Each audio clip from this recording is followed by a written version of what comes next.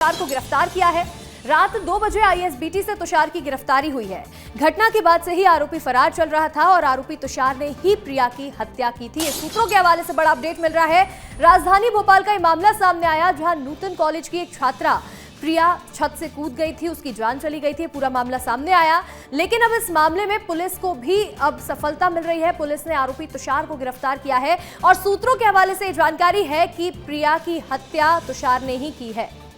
हमारे सहयोगी अनमोल तिवारी जुड़ रहे हैं। अनमोल, अब इस मामले में जो कड़ियां हैं वो जुड़ती नजर आ रही हैं। तुषार की गिरफ्तारी हो चुकी है, आगे क्या कार्रवाई होगी और क्या बड़े खुलासे हो रहे हैं?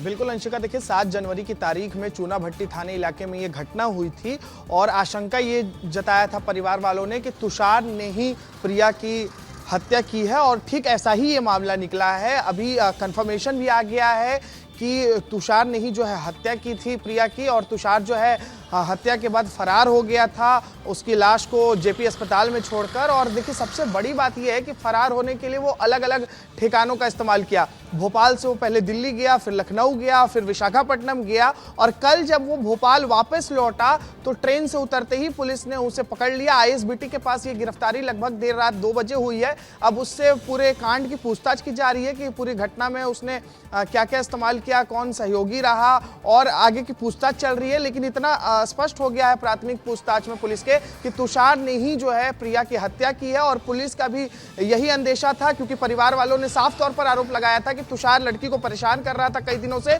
और देखिए ये मामला प्रेम प्रसंग का भी है, स्पष्ट है। अभी थाना प्रभारी से मेरी बातचीत हुई तो उन्होंने कहा कि ये पूरा मामला प्रेम प्रसंग का है। पिछले 2 सालों से दोनों एक दूसरे के संपर्क में थे, दोनों की बातचीत हो रही थी। कुछ विवाद के चलते जो है इतना आक्रामक हो गया तुषार कि उसे जो है हत्या करना पड़ा। तो अब आगे पुलिस और भी इस मामले में खुलासा करेगी। बिल्कुल, आगे इस मामले में जांच पड़ताल होगी। लेकिन अनमोल, एक मामला यह भी है कि तुषार जब से घटना हुई तब से फरार भी चल रहा था, जिससे क्या ये बात साफ हो जाती है कि तुषार ने ही हत्या की है? बिल्कुल, देखिए तुषार बहुत शार्प माइंडेड था, बहुत शातिर दिमाग का था। उसने देखिए पुलिस को 1 सप्ताह लगभग चकमा दिया।